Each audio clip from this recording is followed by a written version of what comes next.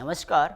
Hornbill TV Bharat में आपके स्वागत है। नए साल का पहला दिन 24 वर्षीय अंजना, जो पूर्व मेजर बिपिन चंद्र भट्ट की बेटी है, के लिए खुशियों से बड़ा रहा। उत्तर प्रदेश मुख्यमंत्री योगी आदित्यनाथ के सख्त निर्देश पर पुलिस ने सिर्फ 24 घंटे के भीतर अंजना के करोड़ों मकान को उन्हें दिला दिया। उनके खिलाफ मकान पर कब्जा करने वाले दबंगों को गिरफ्तार कर लिया गया। अंजना को पिछले दिनों दबंगों द्वारा इतनी प्रताड़ना सहनी पड़ी थी कि उन्हें जीरोफ्रेनिया हो गया और उन्हें 2016 में निर्वारण रिहैब सेंटर में इलाज के लिए रखा गया था।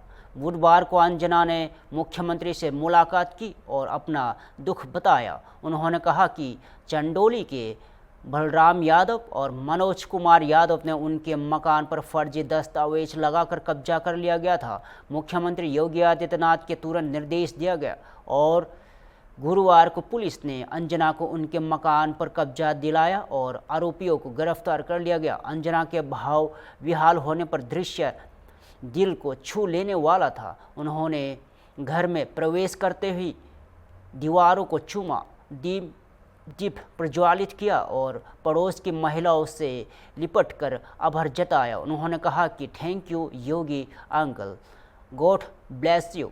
इस कार्रवाई में एसीपी और गाजीपुर आनंद विक्रम सिंह ने बताया कि आरोपी बलवंत कुमार यादव और मनोज कुमार यादव को गिरफ्तार कर लिया गया है और यह घटना मुख्यमंत्री की संवेदनशीलता और प्रशासन की त्वरित कार्रवाई का उदाहरण है, जिससे एक पीड़ित परिवार को न्याय और राहत मिल सकी।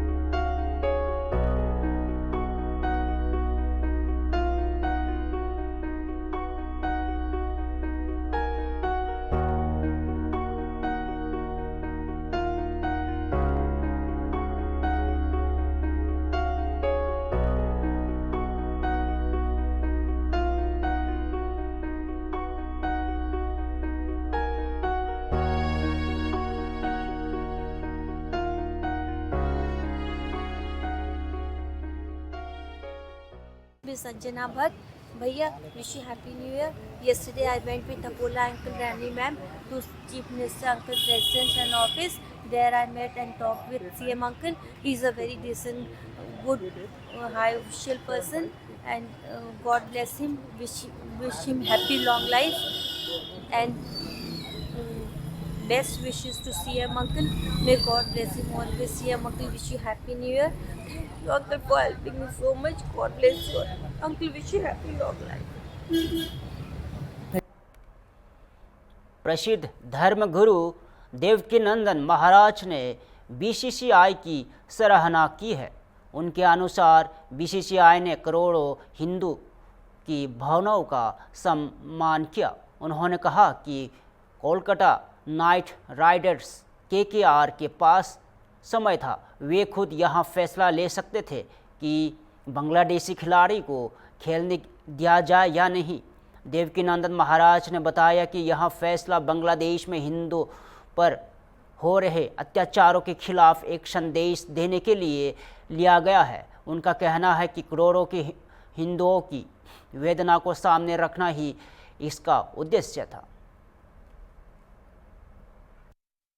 सनातनियों को मेरा प्यार भरा राधे राधे, जय श्री राम।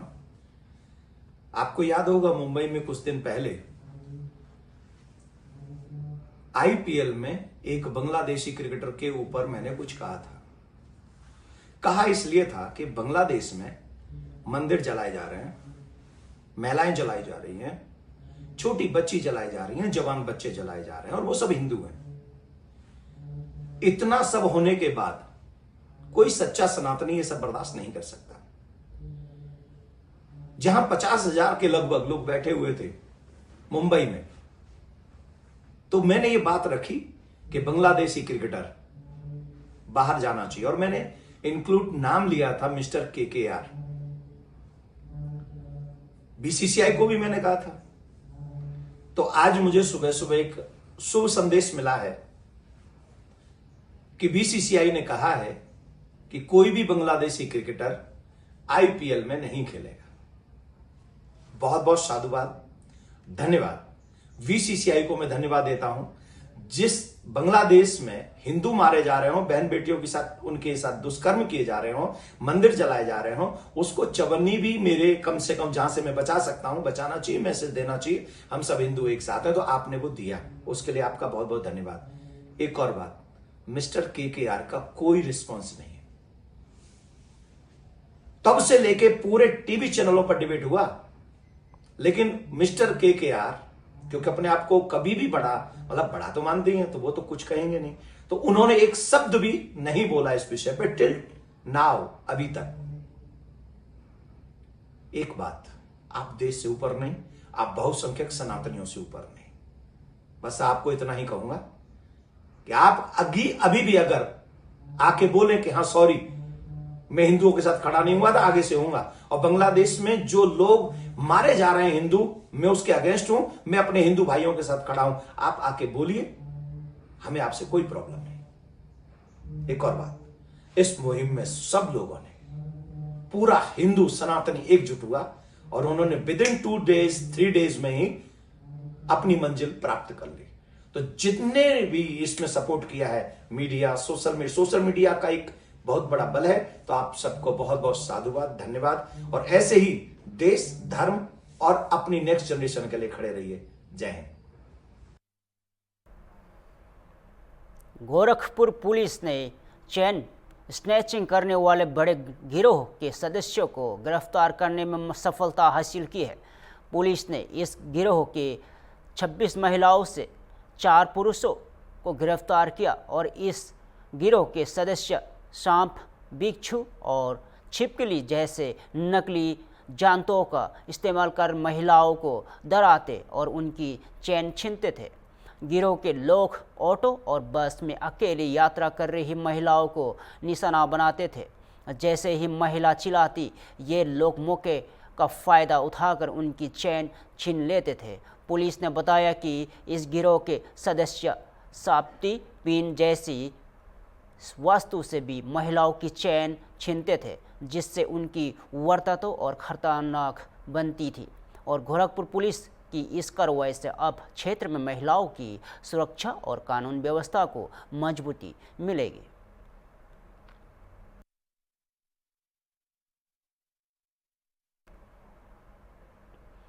लखनऊ से एक चिंताजनक खबर सामने आई है। 29 दिसंबर को पूनम सिंह पत्नी दीप कुमार सिंह अचानक लापता हो गई। यह सूचना उनके ससुर हंस राज सिंह ने पूनम के भाई आशीष सिंह को दी। परिवार आनंद फानन में राजधानी लखनऊ के BBD थाना पहुंचा, लेकिन वहां उन्हें किसी प्रकार की मदद नहीं मिली।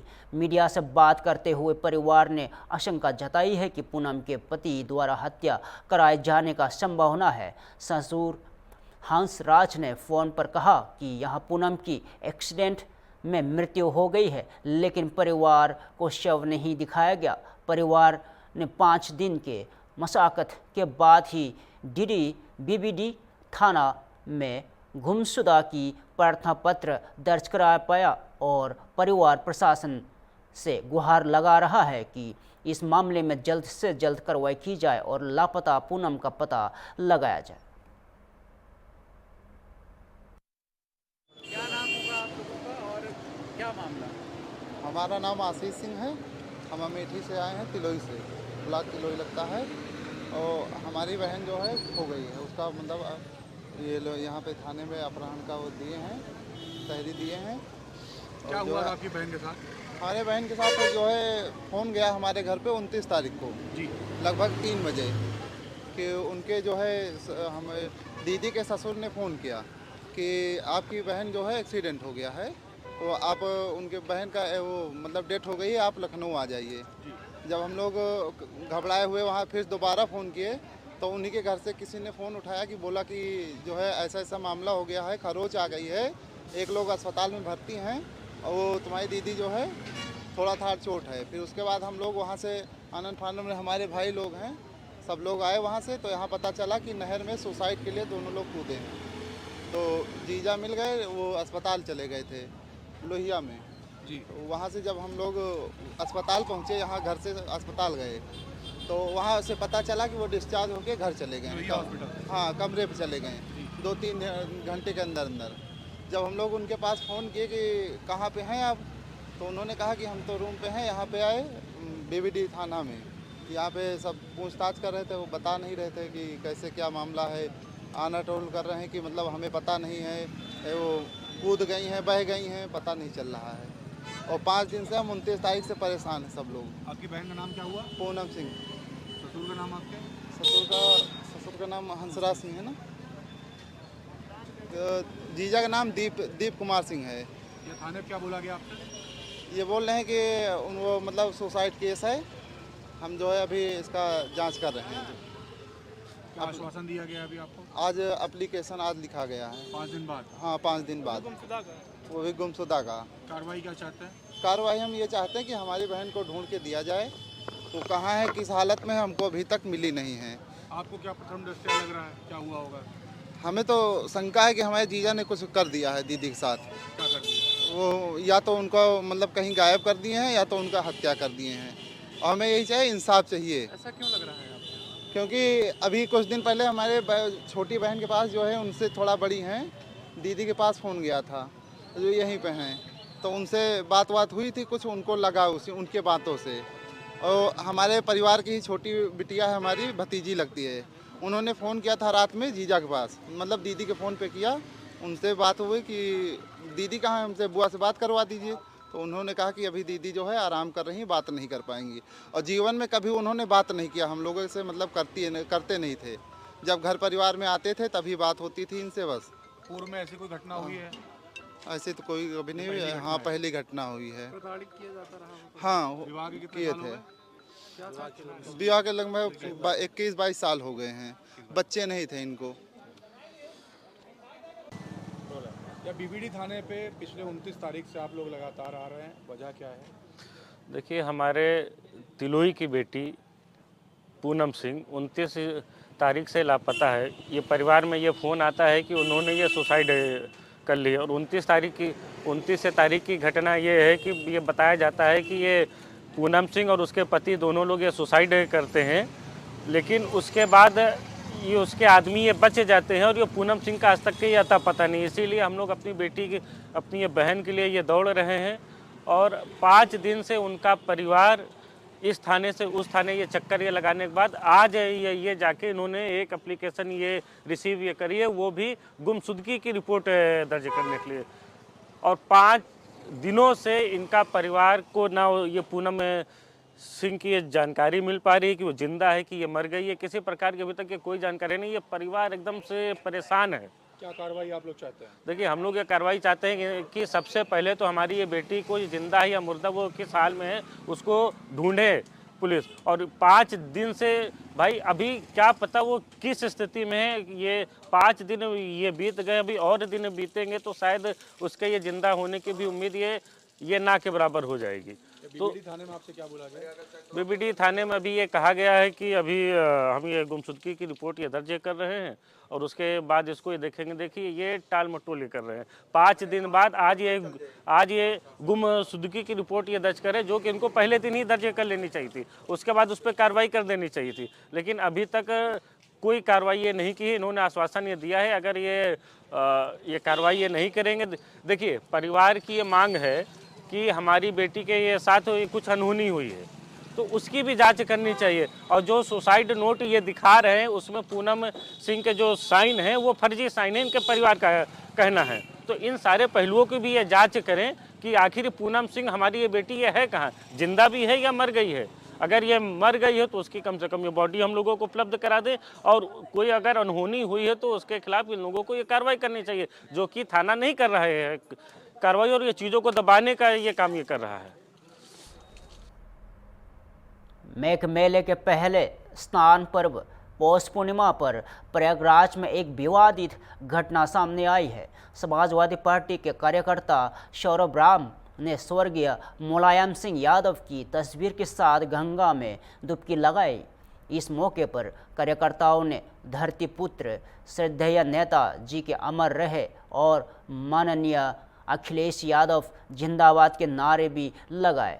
यह वीडियो सोशल मीडिया पर वायरल हो गया है और गौरतलब है कि प्रयागराज मेला प्राधिकरण ने इस बार स्वर्गीय मुलायम सिंह यादव की प्रतिमा न लगाने का निर्देश दिया गया था। इसके बाद सपा कार्यकर्ताओं और नेताओं ने भगवान राधा कृष्ण की प्रतिमा शिविर में स्थापित की और सपा नेता संदीप यादव के द्वारा लगाया गया यहाँ श्रेय मुलायम सिंह यादव स्मृति सेवा संस्थान का शिविर महाकुंभ मेला 2025 में पहली बार लगा था। विवाद के बाद संदीप यादव के खिलाफ गुंडा एक्ट के तहत कार्रवाई की गई और वह अब अंडरग्राउंड है और नेता प्रतिपक्ष माता प्रसाद पांडे ने 1 जनवरी को शिविर का यहाँ उद्घाटन किया था। अब यहाँ देखना होगा कि प्रयागराज मेला प्राधिकरण इस मामले में क्या कदम उठाता है।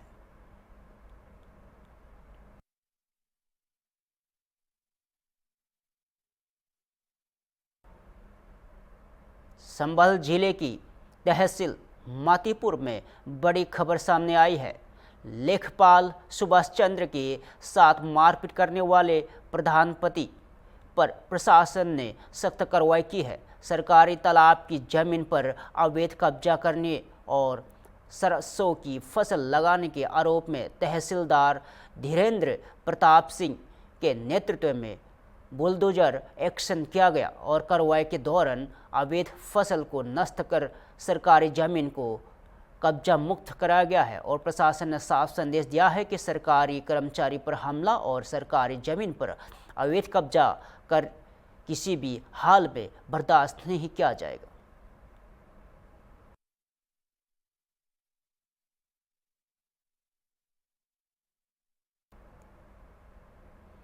बुलंदशहर से एक दिल दहला देने वाली खबर सामने आई है। सिकंदराबाद कोतवाली क्षेत्र के एक गांव में 4 साल के मासूम के साथ रेप और हत्या की घटना हुई है। एसएसपी बुलंदशहर दिनेश कुमार सिंह ने पुष्टि की है कि मेडिकल जांच में बच्ची के साथ रेप हुआ और दरिंद्रों ने मासूम को रेप के बाद छत में नीचे फेंक दिया गया और जिससे उसकी मौत हो गई। पीड़ित परिवार और आरोपी दोनों एक ही बिल्डिंग में रहते थे और औद्योगिक क्षेत्र में मजदूरी करते थे और एसएसपी ने बताया कि आरोपियों राजू और वीरू को पुलिस ने देर रात हाफ एनकाउंटर में गिरफ्तार किया गया और दोनों आरोपी जिला हॉस्पिटल में इलाजधीन है और एसएसपी ने यह भी कहा कि मामले की सुनवाई फास्ट ट्रैक कोर्ट में कराई जाएगी ताकि पीड़ित परिवार को जल्दी न्याय मिल सके। देर शाम सिकंदराबाद थाने में एक सूचना प्राप्त हुई कि इंडस्ट्रियल एरिया के रजीपुरा में एक बच्ची छत से गिरी है जिसे काफ़ी गंभीर चोटें आई है। पुलिस तत्काल मौके पर पहुंची और परिजनों के सहयोग से अस्पताल लाया गया, जहां डॉक्टरों ने उसे मृत घोषित कर दी गई। परिवार से जब पूछताछ की गई तो उन्होंने बताया कि उसी मकान में दूसरे हिस्से में किराए पर एक राजू है जो बलरामपुर का रहने वाला है और बीरू है जो लखीमपुर खीरी का रहने वाला है, वहीं रहते हैं और ये भी लेबर हैं, फैक्ट्री में काम करते हैं। वो छत पर देखे गए थे और हो सकता है कि उनके द्वारा बच्ची के साथ दुष्कर्म जैसी घटना कारित की गई है। इसी आशय की तहरीर प्राप्त होने पर अभियोग पंजीकृत करके पुलिस तत्काल विवेचना या अभियुक्तों की तलाश में जुटी। कांवरा रोड पर बदमाशों के साथ पुलिस की मुठभेड़ हुई। दोनों अभियुक्तों के पैर में गोली लगी, वो घायल हो गए। उन्हें अस्पताल भेजा गया, गंभीर स्थिति में उनका इलाज हो रहा है। बच्ची का पोस्टमार्टम कराया गया जिसमें रेप की पुष्टि हुई है। शीघ्र ही इस अभियोग की विवेचना पूर्ण करके माननीय न्यायालय से अनुरोध करके इसका समयबद्ध ट्रायल पूर्ण कराने की कोशिश करेंगे। कोतवाली नगर क्षेत्र के सिकुंद्राबाद रोड स्थित हाजीपुरा से एक गंभीर खबर सामने आई है। सूचना के अनुसार एक युवक को चोरी के आरोप में बिजली के पोल से बांधकर पीटा गया। यह घटना तहलवानी सजा जैसी है। जिसमें आरोपी को बंधक बनाकर मारपीट की गई। पीड़ित ने बताया कि उन्होंने चोरी की शिकायत कोतवाली पुलिस में दर्ज कराई गई थी। इसके बाद युवक ने चोर को पकड़कर पुलिस को सौंपा, लेकिन उसके बाद बदमाशों ने इस तरह की हिंसक कार्रवाई की और पुलिस ने मामले की जांच शुरू कर दी है और आरोपी की पहचान कर कानूनी कार्रवाई करने की तैयारी कर रही है।